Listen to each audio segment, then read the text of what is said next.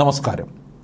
ഭരണകക്ഷി എംഎൽഎയായ PV അൻവർ മുഖ്യമന്ത്രിയുടെ political secretary P ശശിക്കും സംസ്ഥാനത്തിന്റെ ക്രമസമാധാന ചുമതലയുള്ള ADGP MR അജിത് കുമാറിനുമെതിരെ ഉന്നയിച്ചിട്ടുള്ള ആരോപണങ്ങൾ അതീവ ഗുരുതര സ്വഭാവമുള്ളതാണ്.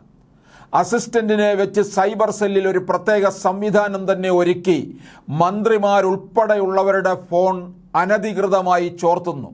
ഭീകര കുറ്റവാളിയായ ദാവൂദ് ഇബ്രാഹിമിനെ പോലെയാണ് പെരുമാറുന്നത്. സ്വർണ്ണക്കടത്തുമായി ഈ പോലീസ് മേധാവിക്ക് ബന്ധമുണ്ട്. ഇത്തരം കേസുകളിൽ ആളുകളെ കൊല്ലിച്ചിട്ടുണ്ട്. ആരെയും ഞെട്ടിക്കുന്ന ആരോപണങ്ങളാണിത്. കാര്യങ്ങൾ ഒറ്റയ്ക്ക് ശ്രദ്ധിക്കാൻ കഴിയാത്ത മുഖ്യമന്ത്രി അതിനായി ചുമതലപ്പെടുത്തിയിട്ടുള്ള P ശശി തികഞ്ഞ പരാജയമാണ്. അജിത് കുമാറിൻ്റെ രക്ഷകൻ P ശശിയാണ്. ഔദ്യോഗിക വസതിയുടെ ചുറ്റുവട്ടത്തെ മരങ്ങൾ മുറിച്ച SP സുജിത് ദാസ് കേസിന് പോകരുതെന്ന് തന്നോട് കെഞ്ചി എന്നൊക്കെയുള്ള കാര്യങ്ങളും അൻവർ ആരോപിച്ചിട്ടുണ്ട്. P ശശിയും MR അജിത് കുമാറും ഒക്കെയാണ് ഇവിടെ പ്രത്യക്ഷത്തിൽ ആരോപണ വിധേയരാവുന്നതെങ്കിലും അവയൊക്കെ ചെന്നുകൊള്ളുന്നത് ആഭ്യന്തര വകുപ്പിൻ്റെ ചുമതലയുള്ള മുഖ്യമന്ത്രിയിൽ തന്നെയാണ്. CPMകാരനായ ശശി പാർട്ടി തലത്തിലും അജിത് കുമാർ ഉദ്യോഗസ്ഥ തലത്തിലും മുഖ്യമന്ത്രി പിണറായി വിജയൻ്റെ വിശ്വസ്തരാണെന്ന വസ്തുത എല്ലാവർക്കും അറിയാവുന്നതാണ്.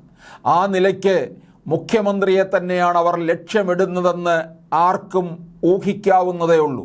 PV അൻവർ പറയുന്ന കാര്യങ്ങൾ ശരിയാവാനുള്ള സാധ്യത വളരെ കൂടുതലാണെങ്കിലും അതിപ്പോൾ വെളിപ്പെടുത്തിയതിന് പിന്നിൽ ഒരുപാട് സംശയങ്ങളുണ്ട്.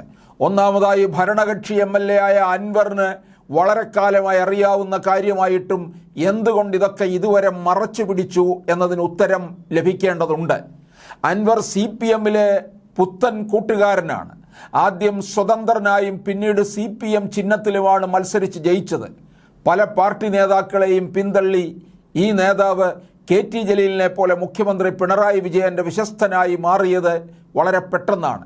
ഇതേക്കുറിച്ച് പല കോണുകളിൽ നിന്നും ഉയർന്ന വിമർശനങ്ങളെ ഇരുവരും ഒരുപോലെയാണ് തള്ളിക്കളഞ്ഞത്. അജിത് കുമാറിനും മറ്റുമെതിരായ കാര്യങ്ങൾ മുഖ്യമന്ത്രിയോട് നേരിട്ട് പറയാമായിരുന്നു. അത് ചെയ്യാതെ പരസ്യമായി വെളിപ്പെടുത്തിയതിന് പിന്നിൽ തീർച്ചയായും ഒരജണ്ട ഉണ്ടായിരിക്കും. അൻവറിനെ പിന്തുണച്ച് KT ജലീൽ വളരെ വേഗം രംഗത്ത് വന്നതും ശ്രദ്ധേയമാണ്. അജിത് കുമാറിന് സ്വർണ്ണക്കടത്തുമായും മറ്റും ബന്ധമുണ്ടെന്ന് ഇപ്പോൾ അൻവർ പറയുന്നത് ആരെങ്കിലും തമ്മിലുള്ള കിടമത്സരത്തിൻ്റെ ഭാഗമാണോ? നിയമവിരുദ്ധമായി വാട്ടർ തീം പാർക്ക് നിർമ്മിച്ചതുൾപ്പെടെ അൻവറിനെതിരെയും ഗുരുതരമായ ആരോപണങ്ങൾ ഉയർന്നിട്ടുള്ളതാണ്. അപ്പോഴൊക്കെ മുഖ്യമന്ത്രിയും ആഭ്യന്തര വകുപ്പും അൻവറിനൊപ്പം നിൽക്കുകയായിരുന്നു. ഇപ്പോൾ മുഖ്യമന്ത്രിക്കെതിരെ തിരിഞ്ഞിട്ടുള്ളത് ഇരുവരും തമ്മിലെ ബന്ധം ഏതോ കാരണത്താൽ തകർന്നതുകൊണ്ടാണോ? ഇക്കാര്യത്തിൽ പോലീസ് ഉദ്യോഗസ്ഥനായ അജിത് കുമാർ എന്തെങ്കിലും പങ്ക് വഹിച്ചിട്ടുണ്ടോ? സ്വാഭാവികമായും ഉയരുന്ന സംശയങ്ങളാണിത്.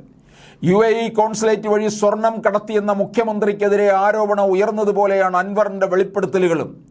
സ്വർണ്ണക്കടത്ത് കേസിൽ സ്വപ്നയാണ് വെളിപ്പെടുത്തലുകാരിയെങ്കിൽ ഇപ്പോഴത്തെ ഊഴം അൻവറിൻ്റേതാണെന്ന് മാത്രം. സ്വർണ്ണക്കടത്ത് സംഭവത്തിൽ മുഖ്യമന്ത്രിയുടെ പ്രിൻസിപ്പൽ സെക്രട്ടറി ആയിരുന്ന M ശിവശങ്കറിൻ്റെ സ്ഥാനത്താണ് ഇപ്പോൾ അജിത് കുമാർ ഉള്ളത്. രണ്ടുപേരും ഒരേപോലെ മുഖ്യമന്ത്രിക്ക് വിശ്വസ്തരായിരുന്നു. സ്വർണ്ണക്കടത്ത് കേസിൽ നിന്ന് ശിവശങ്കറിനെ അതിവിദഗ്ധമായി രക്ഷിക്കുകയാണ് മുഖ്യമന്ത്രി ചെയ്തത്. അങ്ങനെ ചെയ്തില്ലായിരുന്നെങ്കിൽ കുടുങ്ങുന്നത് മുഖ്യമന്ത്രിയായിരിക്കും.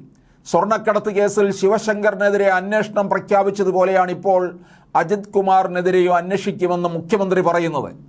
അൻവർ പറയുന്നത് ശരിയാണെങ്കിൽ ആഭ്യന്തര വകുപ്പ് ഒരു അധോലോകത്തെ പോലെയാണ് പ്രവർത്തിക്കുന്നത്. ഇതിന് ഉത്തരവാദി വകുപ്പ് മന്ത്രിയായ പിണറായി വിജയൻ തന്നെയാണ്. ഇപ്പോൾ പ്രഖ്യാപിച്ചിട്ടുള്ള അന്വേഷണം ഒരു പ്രഹസനമാണ്. ആരോപണ വിധേയരെ ശിക്ഷിക്കാനല്ല, രക്ഷിക്കാനാണ് പിണറായി ശ്രമിച്ചിട്ടുള്ളത്. ഇതിനെത്ര വേണമെങ്കിലും ഉദാഹരണങ്ങളുണ്ട്. ഇപ്പോഴത്തെ അന്വേഷണ സംഘത്തിൻ്റെ ദൗത്യവും അതായിരിക്കും. മുഖ്യമന്ത്രി എന്ന നിലയ്ക്ക് നിയമപരമായ ഉത്തരവാദിത്തമോ തത്വദീക്ഷയോ തൊട്ടുതെറിക്കാത്തയാളാണ് പിണറായി വിജയൻ. ആഭ്യന്തര വകുപ്പുമായി ബന്ധപ്പെട്ട് ഉയർന്നിരിക്കുന്ന ആരോപണങ്ങളിൽ സത്യത്തിൻ്റെ അംശമെങ്കിലും ഉണ്ടെങ്കിൽ യഥാർത്ഥത്തിൽ രാജിവെച്ച് പുറത്തു പോവുകയാണ് വേണ്ടത്.